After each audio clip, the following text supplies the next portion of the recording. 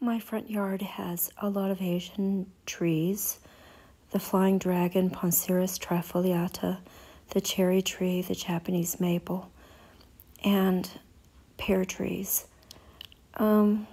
We have kudzu that I harvested. I didn't need to get the seeds, but I got them so they wouldn't grow bigger vines at the post office in Powder Springs. Then I got the leaves and put them in the refrigerator and made green drink. And then many seeds on boiled it. the I don't know what flowers to do with them. so that I could make Any idea what to do jelly with kudzu tomorrow. seeds? I've got enough to make one green smoothie. It didn't take very long. Some jelly. So I went to the post office in Powder Springs and I got a lot of kudzu. I got the flowers, which I am going to make some jelly. Bob doesn't want any. That's all right. It's for me. It has 60 medicinal uses. And what am I supposed to do with all of these seeds? I don't want to grow kudzu in my yard. I would rather have kudzu than poison ivy, and I've got several places of poison ivy. There are a lot of leaves that have holes in them. There's a fungus that's called rust that's quite common, but there are also bugs. And you think, oh, how do you get the bugs out? The same way you would get bugs off of turnip greens, and the same way you would get bugs off of spinach and all of those other plants that you eat that are green. You get salt, you put it in water, and then you add the greens, and then the salt drives the bugs crazy. They float to the surface. You rinse them off. You can put them, they'll come through those holes right there too. But somebody told me that these leaves were not kudzu leaves, but they are, because they're connected to all of these other leaves and the kudzu everything. So the leaves, there are 14 varieties of kudzu, and the root weighs 400 pounds, and it goes down as far as 9 feet deep, maybe farther. A backhoe wouldn't be needed to dig it up if you wanted to, find out for sure. And what else can I tell you about kudzu that I know? Well, it's totally edible, and like I said, it has 60 medicinal uses. And that's about it. Hi. Fine. Outside I have She has no clue what kudzu is. Front yard. I don't know this male person. Magnolia, southern magnolia, So let me Japanese finish. maple, and a flying dragon, Panceris Flowers become trifoliata. seeds. And so there are so many seeds here, but I've never grown kudzu from seeds. I should put it in a pot and see if it'll do it. But then I would have to kill it. Look how hairy those are.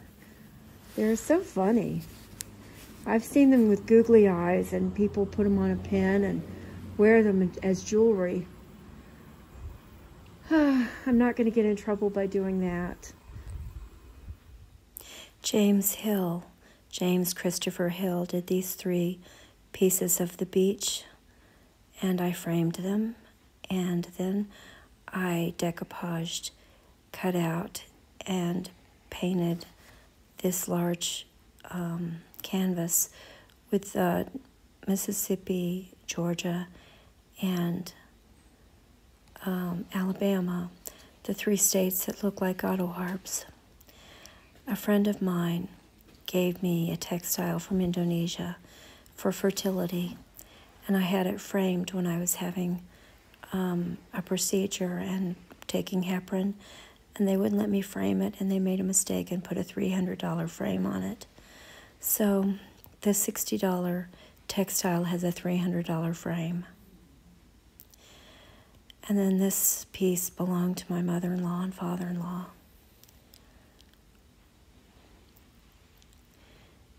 The bear belonged to Bob when he was a child. And then there's sentimental things on the shelves. And I got the piece of pediment or whatever at a garage sale, and my sister gave me the brass and copper, and I found this brass and copper. And then the silver plate is an award my father-in-law received. And then this lamp I really like. It's an Aladdin lamp, and I bought it. And a Sami painted a painting. It was in the Carnegie building, and someone gave it to me. And so she came to visit me and signed it. And then I never heard from her again. I wasn't very good at writing. I didn't know what to say. Life was hard after seminary. Life was hard after college. I didn't make very much money. And it didn't work very well because I didn't have anybody helping me find a pulpit and finding jobs and finding a way to make a living. And so this is my Asian wall across the way. I have 3 hand-painted silk paintings. Someone was bragging about buying them for $10 each at a thrift store. I paid over $100 to have each one framed.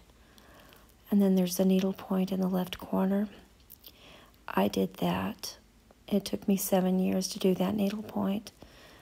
And I see people on TV cutting it up and putting it in different frames and using it for different things because they think needlepoint is cheap, I guess. All right, well, thank you. I value these. I don't want to sell them for $10. I think they're worth much more.